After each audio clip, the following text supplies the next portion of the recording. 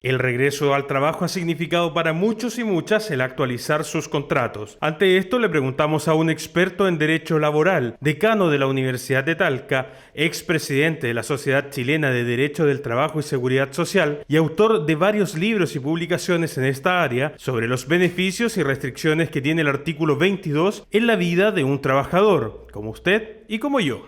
Sí, el artículo 22 del Código del Trabajo es una norma que permite cierta flexibilidad en el control de la jornada, en el control de la asistencia concretamente, y es una norma más o menos antigua en el Código. Lo que pasa es que ha sido aplicada mucho más intensamente desde la entrada en vigencia de la Ley de Trabajo a Distancia y Teletrabajo, que se intensificó, por cierto, a propósito de la pandemia. Consiste básicamente en exceptuar a los trabajadores que están regidos por esta norma del control de asistencia, es decir, no hay que marcar horario, sino que están en un régimen de mayor flexibilidad horaria. Respecto a los horarios que cada trabajador y trabajadora deben cumplirse en su contrato está el artículo 22. Este doctor en Derecho del Trabajo y de la Seguridad Social aseguró que se deben considerar algunos antecedentes para que sea realmente efectivo. Precisamente lo que pretende la norma del artículo 22 es liberar de esas obligaciones y dejar efectivamente ese espacio a la flexibilidad. Está pensado para distintas categorías de trabajadores. Los que más la usaban eran aquellos que no tenían una fiscalización superior inmediata. Y luego se extiende también, a propósito de la ley de trabajo a distancia y teletrabajo, a quienes prestan servicios en estas condiciones, es decir, fuera del lugar de la empresa.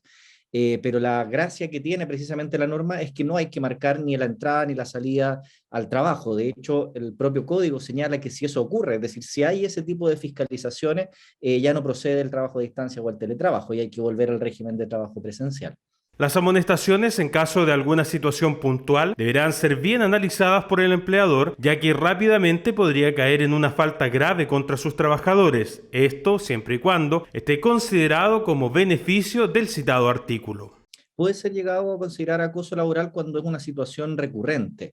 Hay que tener en cuenta que el acoso laboral, o el que también se conoce habitualmente como el mobbing, es una situación de hostigamiento habitual, recurrente, no una sola conducta, no un solo hecho.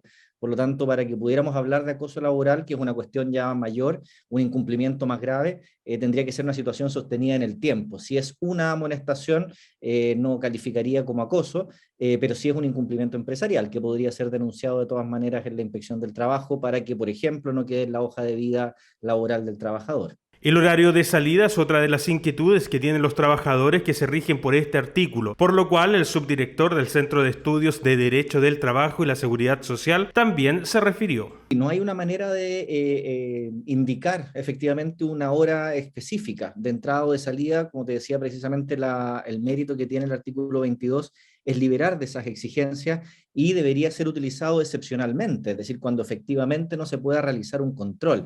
Lo que ha habido es un mal uso de la norma, es decir, que las empresas intenten aplicar el artículo 22 a la mayoría o a casi todos los trabajadores que están teletrabajando, cuando muchos de ellos, y yo me atrevería a decir que la mayoría de quienes, me incluyo, trabajamos a distancia durante el tiempo de pandemia, tenemos unos mecanismos de control de nuestro empleador directo, ya sea a través de la conexión al computador, a través de determinados mensajes de WhatsApp u otras formas de mensajería, etcétera.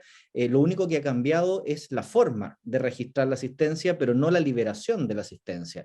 Entonces, en ese sentido, lo que hemos visto en la práctica es que se ha extendido muchas veces de manera artificial esta norma del artículo 22, que, como te indico, está pensada para situaciones excepcionalísimas. Debería ser no la regla, sino que, por el contrario, situaciones de excepción. En caso de que su empleador lo amenace con perder el beneficio del artículo 22 considerado en su contrato de trabajo, el experto aseguró que esto no puede ser una medida unilateral.